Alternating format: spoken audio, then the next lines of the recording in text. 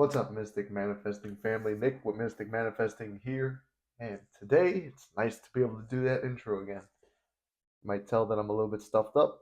I've got a cleaning rag here to keep wiping my nose, so I'm not sitting here like a 5-year-old wiping my nose the whole time. I just recorded a couple videos over at Muscular Mystic, or it might be labeled under my name, Nick Leahy. So if you guys want to go check that out, that's on the other YouTube channel. I'll link it below.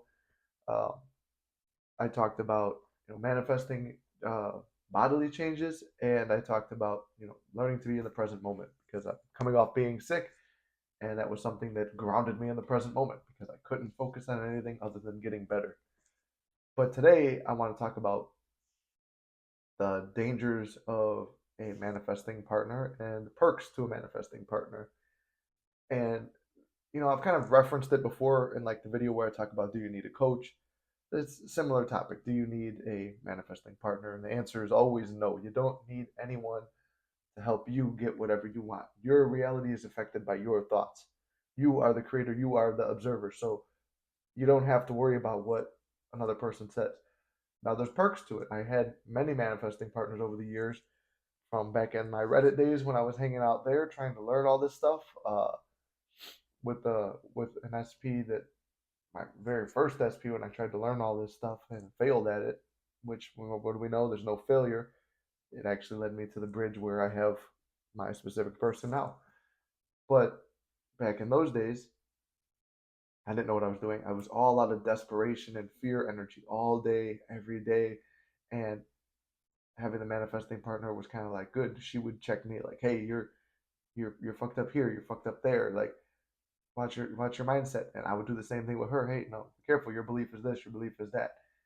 Now, one of the differences I noticed is you never get to be a better manifester. She was older than me, this girl that I was working with as my partner.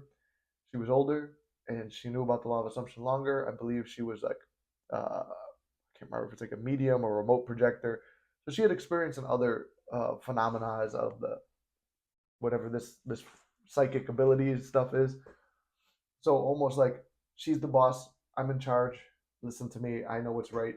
You give me advice. Thank you. I appreciate it, but I know more than you. It was that type of scenario and setup. And I can't ever improve if the person I'm working with doesn't give me a chance to let me build my confidence. It's like I have to always turn to them. And then on top of that, eventually it became this bitch fest where just we would get on there and complain about our specific people to each other. Like, can you believe she did this? Can you believe he did that? Blah, blah, blah, blah, blah, blah, blah. We did this whole thing where we changed our names in the phones, but she's a different person. So she's going to respond a different way. Uh, and she's going to respond as the ideal woman that she is to herself. And I'm going to respond as the guy I am. And I would think that a woman would want. But her guy had different characteristics.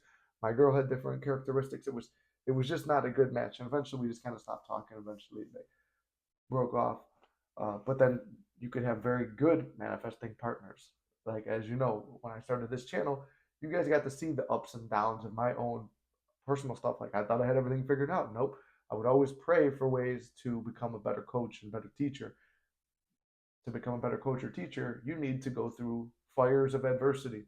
And I went through the fires of adversity. Bad things happened to me, but I'm not a victim. They didn't happen to me, they happened for me. For me to be able to become a better teacher. So you got to always watch your terminology. My manifesting partner has been Inked and Mitzi, and um, the two of them I've talked to consistently since this channel has started. They've been two of my biggest supporters and good manifesting partners like them. And then, even eventually later on down the road, I met Gary later after the channel, but the two of them have been there since the beginning, and they saw me at my worst. And more specifically, Inked. Inked has seen me at my very worst. And she was able to point out things. And I'm like, I don't understand. Maybe I'm a bad coach. Maybe I don't have this all figured out. No, you do. And she would be reiterating stuff that I've taught because it was stuff she goes, remember when you went through this before? And you went, yeah, but it's not going to work this time. And it was just when you get into that point and you're in this own self defeating negative mindset, you don't want to hear nothing from nobody because everything is just so bad and so horrible. I don't want anything to be said to me. And that's where I was. I didn't want to hear it. But she was repeating back everything I've said that I helped her and she had her successes with, and other people had their successes. I did to get my success. Use my rag to wipe my nose now. um, so we we had it's a very good dynamic. I would see things she couldn't see about herself, and that was like the benefit of coaching with me. For people who've coached with me, it's like I could see where your thoughts are because I'm looking at it objectively from an outside standpoint. I'm not involved in it. When you're involved in it, your emotions can be taking you more ways than your mind. So that's a benefit to having a partner or a coach, especially a good one. Someone who doesn't care and they're very disinterested. You want someone who's detached enough to see, all right, listen, you're overreacting here, and calmly, gently nudge you and push you the right way you need to be.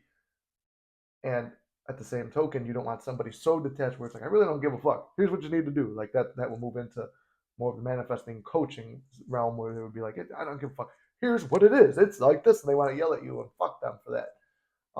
So you have good manifesting partners, you have bad manifesting partners, and you have the danger of anything becoming just a chance where you bitch to each other about that because you build up a friendship. And what do we do with our friends a lot of times? We do complain about things in our life that don't go a certain way.